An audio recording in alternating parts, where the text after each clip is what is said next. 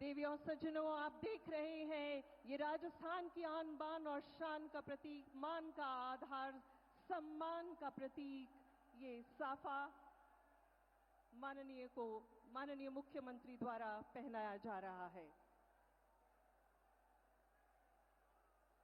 भारत माता की, भारत माता की। पाकिस्तान को भारत के हक का पानी नहीं मिलेगा।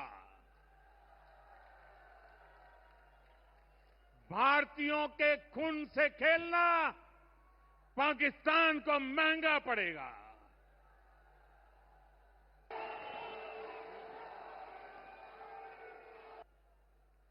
हर आतंकी हमले की पाकिस्तान को भारी कीमत चुकानी पड़ेगी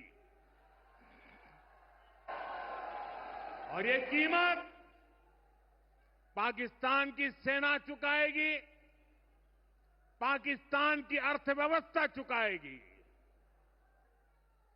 पाकिस्तान के साथ न ट्रेड होगा न टॉक।